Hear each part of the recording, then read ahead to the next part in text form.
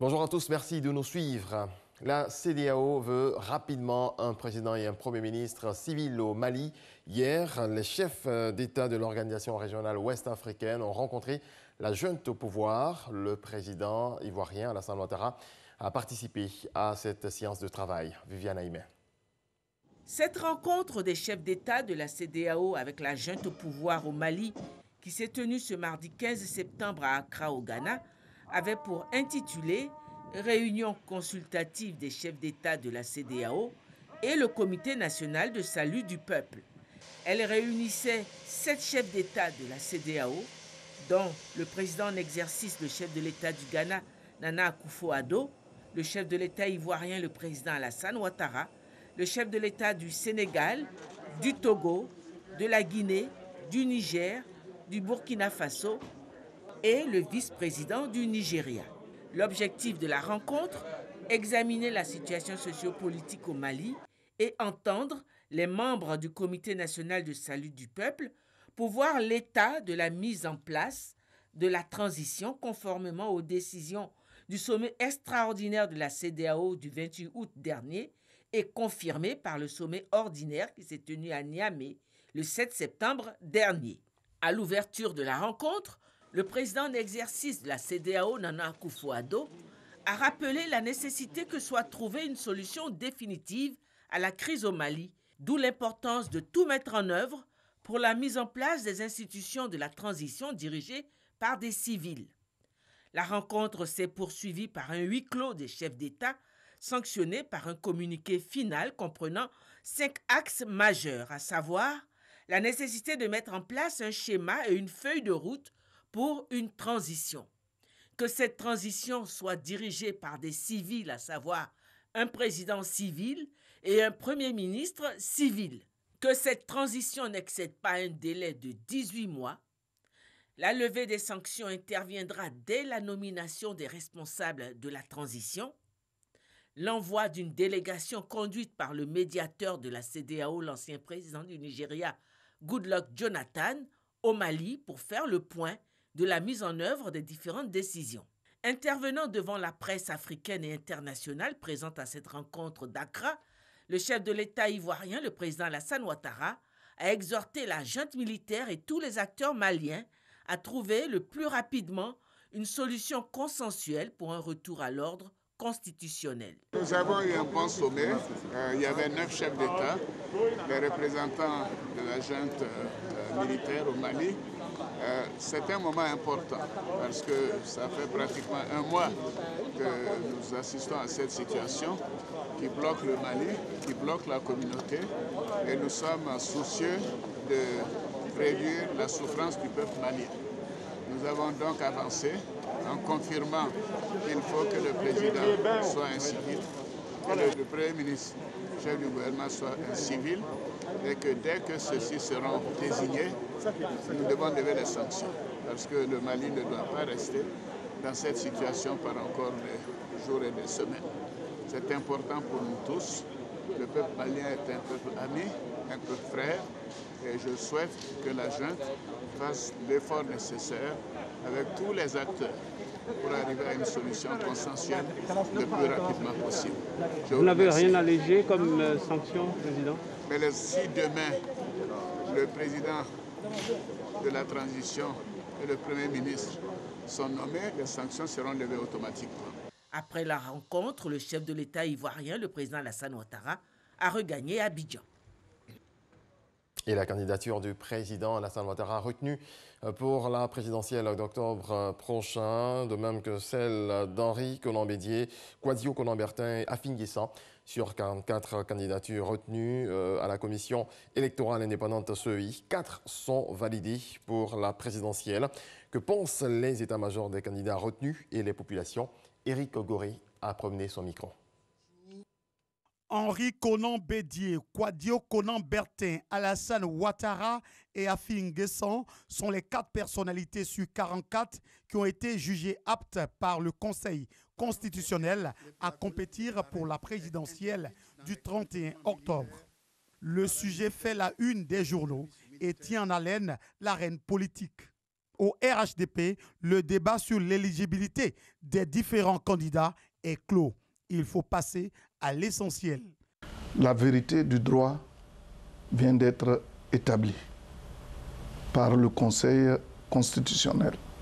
En tout cas, nos militants sont heureux. Ce qu'on leur conseille aujourd'hui, c'est d'être sur le terrain, faire le travail de proximité, parler à nos militants, expliquer le bien fondé de la candidature du président Alassane Ouattara et également demander aux uns et aux autres de rester calmes et d'attendre les mots d'ordre du parti. Le starting block est connu.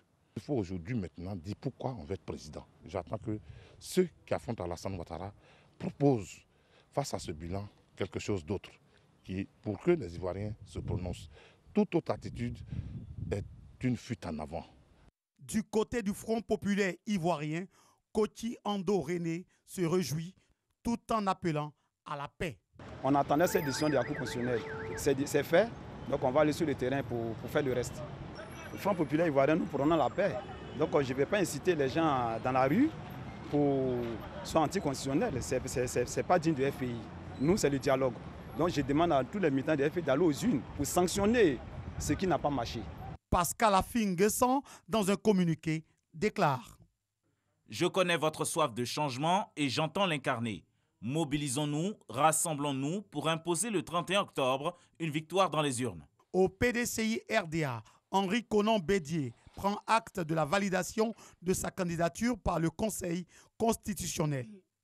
Il dit, et je cite: Nous devons demeurer en ordre de marche pour l'alternance démocratique en vue de la construction d'une Côte d'Ivoire réconciliée, unie et prospère. Ange Dagaré Dasso, membre du bureau politique du PDCI RDA, donne son avis. Sachez que moi, je suis soulagé que la candidature du président Bédié ait été admise, validée, et qu'aujourd'hui, c'est un soulagement pour tous les militants. Des figures significatives telles que Soro, Laurent Gbagbo, Mabry Touakeus et les autres n'ont pas été retenus. C'est ça qui est peut-être malheureux. Quant au candidat Kwadio Konan Bertin, il n'a pas encore fait de déclaration officielle. D'autres acteurs de la classe politique ainsi que les populations se prononcent. Moi, je dis qu'il faut aller à la paix. Et pour aller à la paix, chacun doit faire des sacrifices.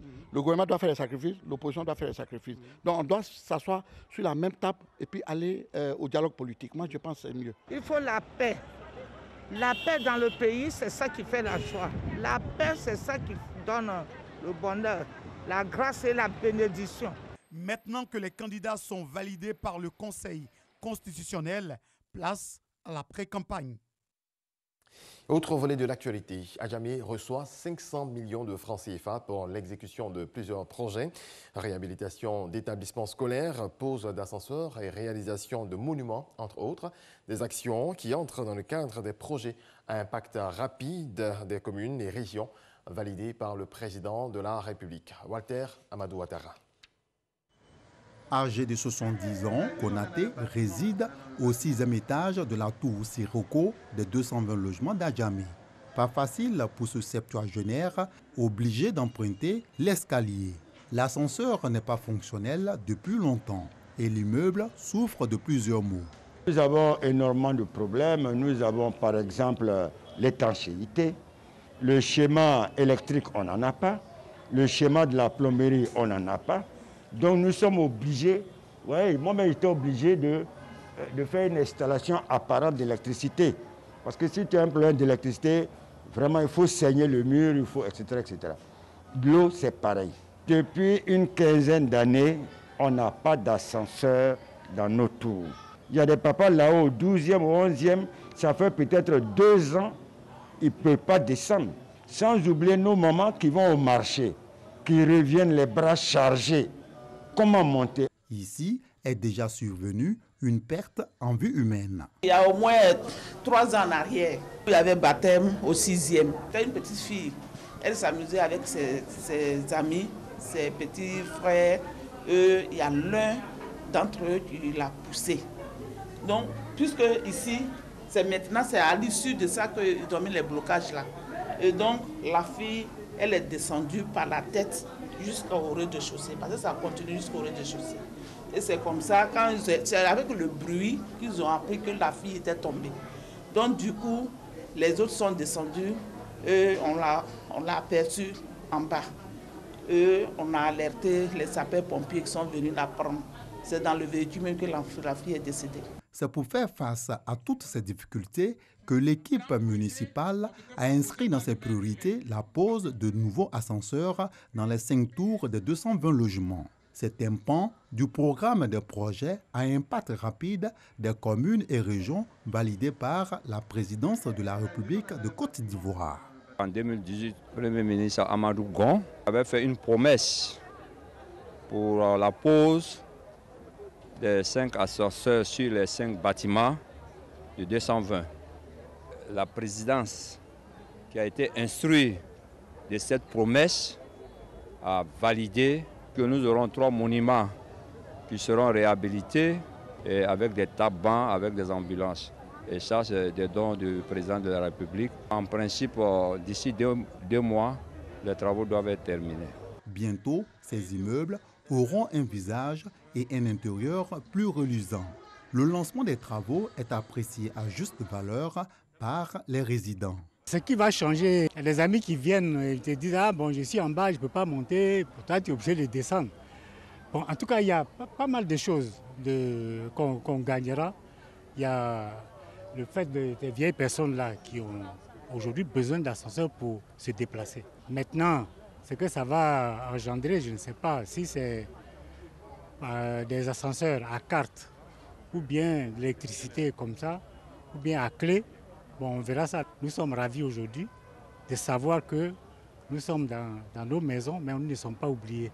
Ces projets sont entièrement financés par l'État de Côte d'Ivoire à hauteur de 500 millions de francs CFA. Le point de la situation de la Covid à présent, le ministère de la Santé et de l'Hygiène publique a enregistré hier, mardi 15 septembre, 34 nouveaux cas de Covid-19 sur 1098 échantillons prélevés, soit 3,1% de cas positifs, 54 guéris et 0 décès. À la date du 15 septembre, la Côte d'Ivoire compte donc 19 100 cas confirmés, dont 18 228 personnes guéries, 120 décès et 752 cas actifs. Le nombre total d'échantillons est de 144 759. Dans le reste de l'actualité, Israël a formellement signé à Washington hier des accords de normalisation avec 2 pays arabes, Bahreïn et les Émirats arabes unis. Ces accords avec ces 2 pays du Golfe ont été conclus récemment sous l'égide des États-Unis.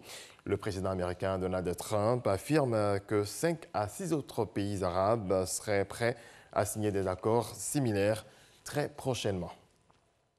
L'Allemagne a annoncé hier qu'elle accueillerait 1553 migrants actuellement sur des îles grecques sous pression. Berlin a réagi à la situation dramatique après l'incendie qui a ravagé le camp de Moria la semaine dernière. L'Allemagne espère désormais convaincre des partenaires à s'associer à ce geste humanitaire. Merci de votre attention et d'avoir suivi ce point de l'actualité.